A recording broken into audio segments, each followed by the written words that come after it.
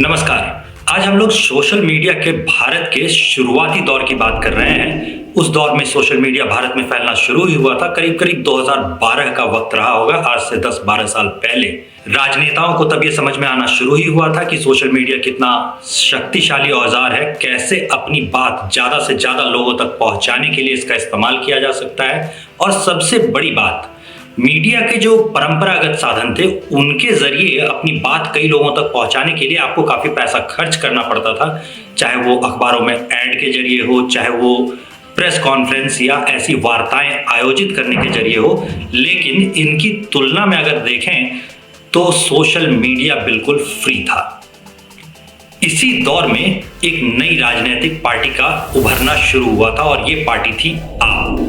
आज जिसे भ्रष्टाचार का वो नाला माना जाता है जिसमें डुबकी लगाए बगैर कोई आदमी भ्रष्टाचारी कहला ही नहीं सकता, मतलब कांग्रेस को भी कहीं पीछे छोड़कर अब आप यानी एएपी आम आदमी पार्टी आगे आने लगी है। उस दौर की बात हम लोग छोड़ दें तो जो 10 साल 12 साल पहले का दौर था, उस दौर में इसे बड़ा ही शरीफ लोगों का संगठन, बिल्कुल नई किस्म की राजनीति करने वालों का संगठन माना जाता था। खुजलीवाल, माफ कीजिएगा, अरविंद केजरीवाल, खुजलीवाल नहीं केजरीवाल इसी बात के, इसी वादे के साथ सामने आए थे कि हम तो नई किस्म की राजनीति करने आए हैं जी, हम तो सब कुछ बदल देंगे जी। अन्ना हजारे का जो ये दौर था, इस दौर में कई लोगों ने केजरीवाल की इस नीति का, इस नई किस्म की राजनीति का समर्थन भी किया। इसका नतीजा क्या हुआ? काफी तेजी से केजरीवाल प्रचलित होने लगे। जैसे ही थोड़ा सा समय बीता, लोगों को अंदाजा होने लगा कि केजरीवाल कर क्या रहे हैं। अन्ना हजारे को जिस तरह उन्होंने धोखा देकर किनारे किया और फिर उनकी राजनीति, उनकी जो सारी कुछ विरासत जैसी चीजें थी, लोकपाल हो गया, फिर ईमानदारी की राजनीति, बिल्कुल अलग किस्म की राजनीति, इन सारी बातों को उन्होंने हथिया लिया और उसके बाद जो हुआ वो सबको पता है।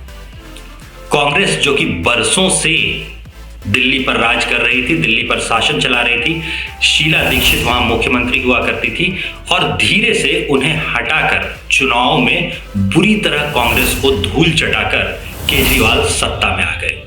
ये करीब करीब वही दौर था जब दूसरे कई लोगों ने ये लिखना शुरू कर दिया था सोशल मीडिया पर ही कि ये पार्टी जो है ये वैसी नहीं है जैसा आप समझ रहे हैं, इसमें बहुत झोल है।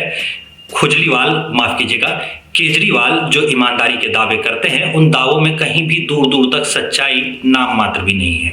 लोगों ने सुना कुछ ने, लेकिन अधिकतर लोगों ने नहीं सुना।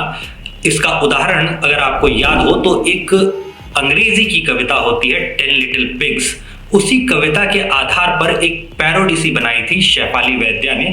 शेफाली वैद्या की यह कविता काफी प्रचलित हुई थी, काफी प्रसिद्ध हुई थी सोशल मीडिया पर।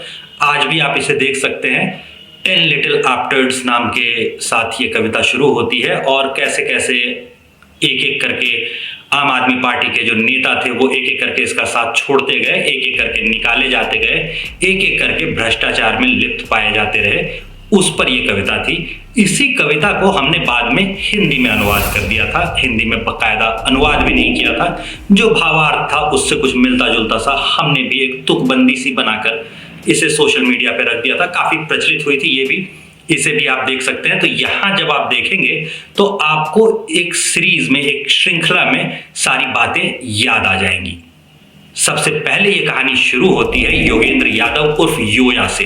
ये जो योगेंद्र सलीम यादव है, ये कहते रहे हैं कि इनके परिवार के लोगों को एक समुदाय विशेष ने काफी क्षति पहुंचाई थी, हत्या वगैरह कर दी थी, मगर उसके बाद भी इनके पिताजी ने इनका नाम उसी समुदाय विशेष के लोगों के नाम पर रखा, उसी समुदाय विशेष से मिलता जुलता सा रखा। ये कितना सच है कितना झूठ, ये तो योगेंद्र सलीम यादव ही बता सकते हैं। लेकिन योया जो दूसरी चीजें करते रहे हैं उसके बारे में हम लोग थोड़ा सा बात कर लेते हैं। योया यानी कि योगेंद्र सलीम यादव जाने जाते हैं सेफोलॉजी के लिए। सेफोलॉजी यानी चुनाव का जो विश्लेषण होता है उसके लिए इनका बड़ा नाम है। अब सचमुच इन्होंने चुनाव का कितना विश्लेषण किया है, कितना डेटा, कितने आंकड़ों के साथ ये खेल सकते हैं, ये तो अलग समझने की बात है, लेकिन नाम इनका उसी के लिए है। अक्सर ये काफ़ी मीठी ज़बान में, मतलब इतनी मीठी जिससे कि आम आदमी को डायबिटीज़ हो जाए, उतनी मीठी ज़बान में ये टीवी पर डिबेट में, बहसों में, करीब करीब हर आंदोलन में, कभी किसान के आंदोलन में, कभी CAA NRC वगैरह के खिलाफ वाले आंदोलन में, तो कभी दूसरे आंदोलनों में, चाहे कोई सा भी आंदोलन हो। ये एक इच्छाधारी आंदोलनजीवी हैं। हर आंदोलन में अपनी इच्छा से रूप बदलते हैं और वहां ये प्रकट हो जाते हैं। अभी अभी आपने इन्हें भारत जोड़ो यात्रा में देखा होगा। भारत जोड़ो यात्रा में इनका दिखना जो था वो कोई बहुत आश्चर्यजनक बात नहीं थी। जिन्हें पता होगा, राजनीति की थोड़ी सी भी इतिहास की जानकारी होगी, उन्हें याद होगा कि राहुल गांधी के जो ट्यूटर हुआ करते थे, राजनीति की जो शुरुआती शिक्षा दी थी वो योगेंद्र सलीम यादव ने ही दी थी। शुरुआत में कांग्रेस के लिए ही ये सेफोलॉजी यानी चुनावों के विश्लेषण का काम किया करते थे। बाद में ये अपनी अलग पार्टी बनाकर NGO के जरिए केजरीवाल और उनके गिरोह के साथ जुड़ गए थे। ये आम आदमी पार्टी के संस्थापक सदस्यों में से एक थे और सबसे पहले जिन्हें आम आदमी पार्टी से लात मारकर खुजलीवाल ने, माफ कीजिएगा, केजरीवाल ने निकाला था, उसमें से एक योगेंद्र सलीम यादव होते थे। जो दूसरे जीव थे वो थे प्रशांत भूषण। प्रशांत भूषण जाने माने वकील हैं। करोड़ों रुपए देकर पार्टी को शुरू करने के लिए इन्हें जाना जाता है। आम आदमी पार्टी की जो शुरुआत हुई थी वो इनके ही पैसे से हुई थी, ऐसा माना जाता है। जहां तक पैसों का सवाल है, ये कई बार प्रो बोनो केस भी लड़ रहे होते हैं और इन्हें 1 रुपए का जुर्माना देने के लिए भी जाना जाता है। अदालत ने जब इन पर जुर्माना किया था तो 1 रुपए का जुर्माना किया था। आप समझ सकते हैं कि अदालतों में इनका प्रभाव कितना ज्यादा है।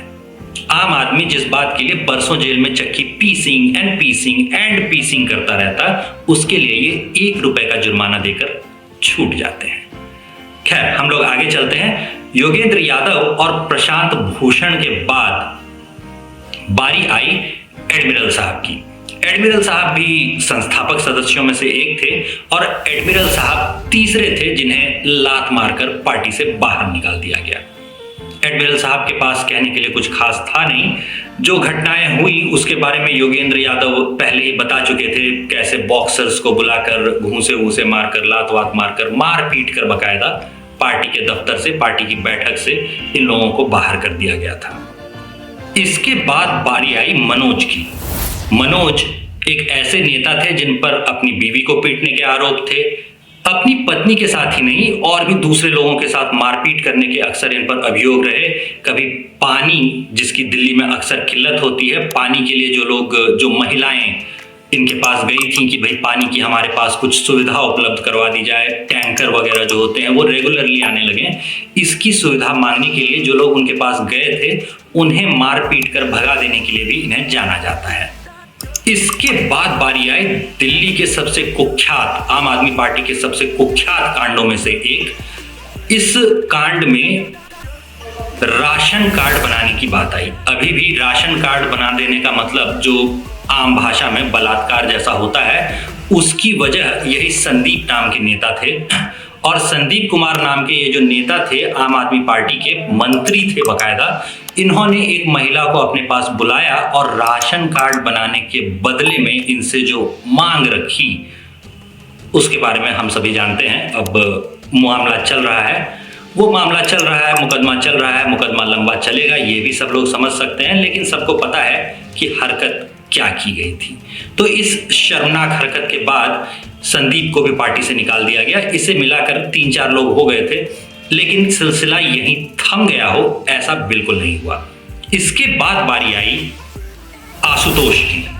आशुतोष आम आदमी पार्टी में शामिल होने से पहले ठीक ठाक नाम वाले एक पत्रकार हुआ करते थे। ठीक ठाक नाम वाले पत्रकार हम उसे इसलिए मानते हैं क्योंकि काफी साल पहले कांशीराम जिस समय हुआ करते थे, बसपा के नेता, उन्होंने कड़े सवाल करने पर थप्पड़ मारकर आशुतोष को निकाला था, मारपीट कर भगा दिया था। खुद ही उन्होंने थप्पड़ मारा था, मतलब उनके किन्हीं चेले चपाटियों ने, उनके साथ जो समर्थकों की भीड़ होती थी, उन्होंने नहीं पीटा था, खुद कांशीराम ने ही थप्पड़ मारकर आशुतोष को निकाल दिया था।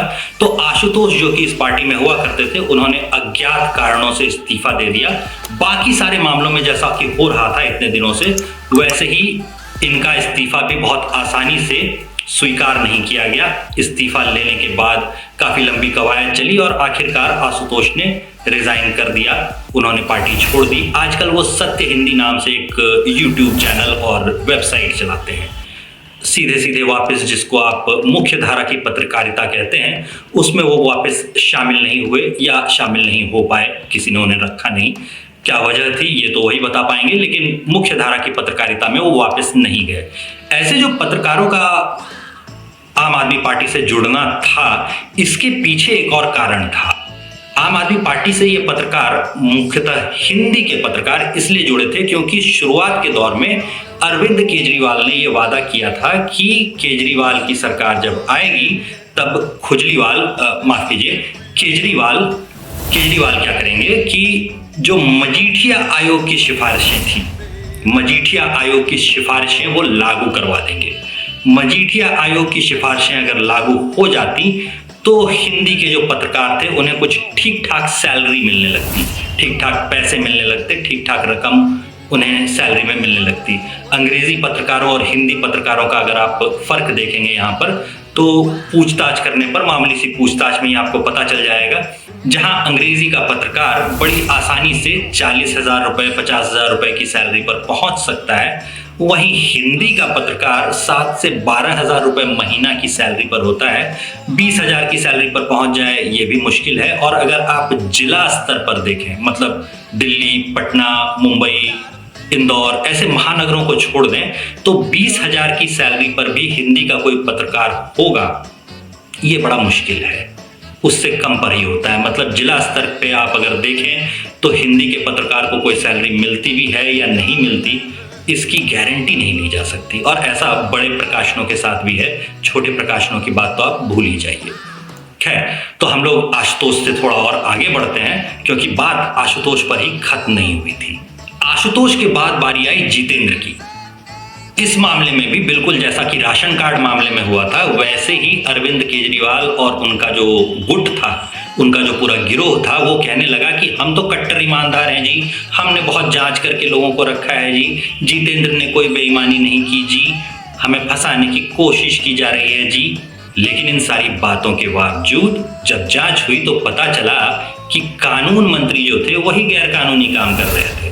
क्या गैरकानूनी काम किया था उन्होंने? तो उन्होंने अपने सर्टिफिकेट फर्जी दे रखे थे। ये जो हल्ला करते रहते हैं आम आदमी पार्टी के नेता केजरीवाल और उनका गिरोह, सर्टिफिकेट दिखाओ जी, सबूत दिखाओ जी, तो उन्होंने जो है अपने ही पार्टी के कानून मंत्री से सबूत नहीं मांगे थे, सबूत उन्होंने नहीं लिए थे, और फर्जी डिग्री दिखाकर उन्होंने अपनी जो चुनाव की नॉमिनेशंस वगैरह जो होती हैं वो सब फाइल कर रखी थी। और जब ये पोल खुली तो इन्हें काफ़ी लंबे समय तक जेल में भी रहना पड़ा। फिलहाल शायद वो बेल पर बाहर हैं, पार्टी से उन्हें अब निकाला जा चुका है। काफ़ी लंबी कवायद और जनता के बीच काफ़ी फजीहत होने के बाद केजरीवाल ने उन्हें पार्टी से बाहर का रास्ता दिखाया। जितेंद्र तोमर के बाद बारी आई दिनेश नाम के एक आम आदमी पार्टी के नेता की। इसने एक बूढ़े व्यक्ति को, जो कि कोई मांग लेकर अपने रिप्रेजेंटेटिव यानी अपने विधायक के पास गया था, उसे पीट दिया था। ऐसी हरकतें आम आदमी पार्टी के गुंडे अक्सर करते रहते हैं। अमानतुल्लाह जो हैं वो ऐसे गुंडागर्दी करने के लिए अक्सर जाने जाते हैं। मारपीट और ये सारी बातें कोई नई नहीं है। अमानतुल्लाह की तो साली साहिबा ने भी उन पर मुकदमा कर रखा था। खैर, लेकिन हम लोग बात कर रहे थे दिनेश नाम की इस नेता की। दिनेश ने भी मारपीट की और इसके बाद उन्हें पार्टी से बाहर का रास्ता दिखाया गया था। दिनेश ने भी मारपीट की तो उन्हें पार्टी से बाहर का रास्ता दिखाया गया था। जब आम आदमी पार्टी के लोगों के लिए इसे छुपाना मुमकिन नहीं रहा, केजरीवाल किसी तरह से इसे ढक नहीं पाए, तब जाकर कहीं केजरीवाल ने इन्हें पार्टी से बाहर का रास्ता दिखाया। इसके बाद आम आदमी पार्टी के पास नेता ही बहुत कम बच गए थे, समर्थक ही बहुत कम बच गए थे। तो मेरी कविता जहां खत्म होती है वहां पर आम आदमी पार्टी में, मेरा मतलब है केजरीवाल के साथ जो नेता बचे हुए थे, उनमें से एक नेता थे कुमार विश्वास और दूसरे थे सिसोदिया। कुमार विश्वास काफी पहले पार्टी छोड़ चुके हैं, जैसा कि आप जानते हैं। आजकल वो राम कथा सुना रहे होते हैं और राम कथा के बहाने से दूसरे संगठनों पर हमला करने के लिए भी काफी चर्चित रहे हैं हाल में। अब अगर इनके पुराने ट्वीट देखें आप और इनके बयान वगैरह देखें तो वो एक आत्ममुग्ध बौना नाम का जुमला फेंकते रहते हैं। तो ये जो आत्ममुग्ध बौना नाम का जुमला है ये किसके लिए है ये आपको पता ही है। खुजलीवाल, मेरा मतलब है केजरीवाल के लिए शायद ये जुमला इस्तेमाल किया जाता है और उन्हें बार बार आत्ममुग्ध बौना कहा जाता है। कुमार विश्वास की तरह ही एक और नेता थे कपिल मिश्रा। कपिल मिश्रा भी कविताएं गा गा कर और वैसे ही तरीके इस्तेमाल करके जैसा कि खुद खुजलीवाल एंड कंपनी, मेरा मतलब है केजरीवाल एंड कंपनी इस्तेमाल करती है, करीब करीब वैसे ही तरीके इस्तेमाल करके गाना गाना, कुछ फ्लैश मॉब अरेंज करना, ऐसे सभी तरीके इस्तेमाल करके केजरीवाल के खिलाफ प्रचार करते रहे हैं। पुराने ज़माने में वो भी आम आदमी पार्टी के नेता हुआ करते थे, बाद में उन्होंने पार्टी छोड़ दी। आजकल वो जमकर दिल्ली में केजरीवाल के विरोध में दिखाई देते हैं। काफ़ी आयोजन, कई सारे बयान उनकी तरफ से केजरीवाल और उनकी पार्टी के खिलाफ यानी आम आदमी पार्टी के खिलाफ आते रहते हैं। अब जो इसमें आखिरी बचता है उसकी बारी आती है। आखिरी जो इनमें बचा था वो था सिसोदिया। सिसोदिया दिल्ली के उप मुख्यमंत्री थे, सिसोदिया दिल्ली के शिक्षा मंत्री थे, सिसोदिया के पास दिल्ली में कई विभाग थे। इन सारे विभागों में से एक विभाग था आबकारी विभाग।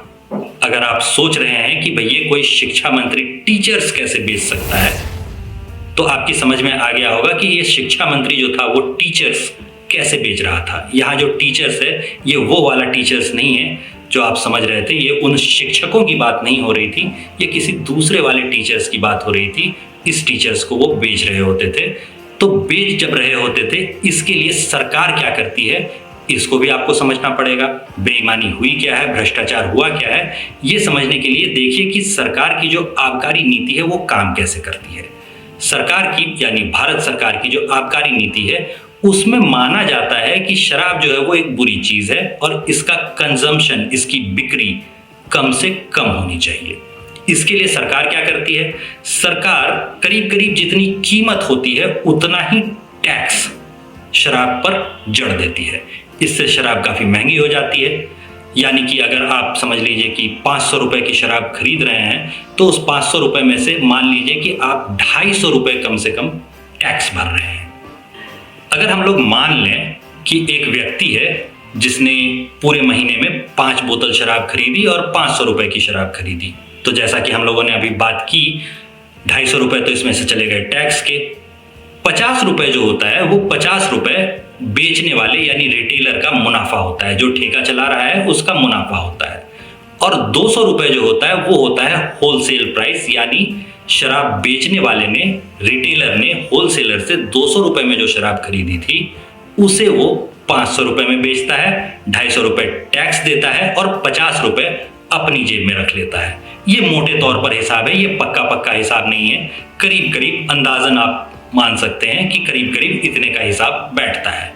अब इसमें जो आबकारी नीतियां होती हैं उसका हिसाब ये कहता है कि किसी भी तरीके से जो रिटेलर हो, जो आखिरी में 50 रुपए कमा रहा है ग्राहक को शराब बेचने से पहले, उसका जो मुनाफा हो वो कम से कम किया जा सके ताकि लोगों की शराब बेचने में, शराब बेचने की दुकानें खोलने में कम से कम रुचि रहे। इसके साथ ही शराब पर लगातार टैक्स को बढ़ाया जाता है। ये दोनों चीजें आमतौर पर सरकार करती है। बेईमानी क्या हुई, दिल्ली में जो आबकारी नीति में बदलाव लाए गए उसके जरिए सिसोदिया ने क्या किया, सिसोदिया ने किया ये कि 50 रुपए का टैक्स सरकार के पास आता था और 250 रुपए का मुनाफा रिटेलर के पास जाता था।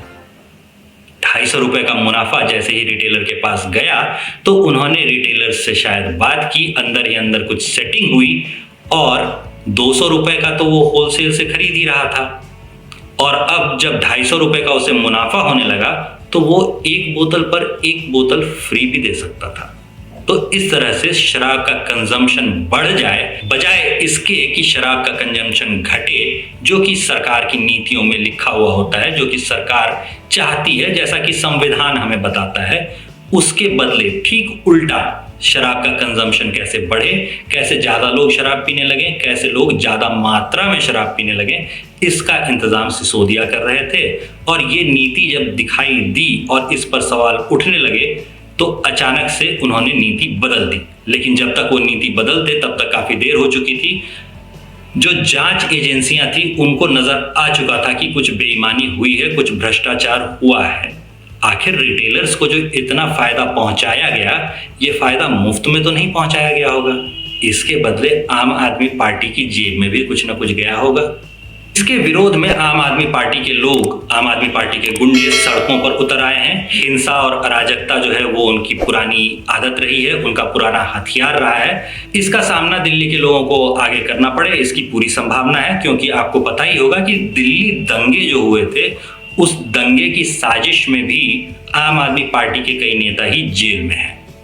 तो दिल्ली के लोगों को क्या करना है, कैसी तैयारी रखनी है, अपनी सुरक्षा का क्या इंतजाम करना है, ये उनको सोचने देते हैं। आप अगर दिल्ली से बाहर हैं तो फिलहाल दूर से बैठकर इसे टीवी पर और इसे न्यूज़ में देख सकते हैं। आगे क्या होगा ये भगवान जाने, क्योंकि दिल्ली की जनता ने ये सरकार खुद अपने लिए चुनी है। इतनी सारी सीटें खुद ही आम आदमी पार्टी के लोगों को दी है, तो अब जो नतीजे होंगे उन्हें भुगतना तो पड़ेगा ही। आप अपने किए के नतीजों से बच नहीं सकते, ये चीज़ आपको समझ में आनी चाहिए। चुनावों के लिए जो कहा जाता है कि हमेशा सोच समझ के वोट दीजिए, क्योंकि आपका वोट कर सकता है आप पर ही चोट, ये सारे जुमले नहीं होते थे, ये सचमुच की बातें होती थी।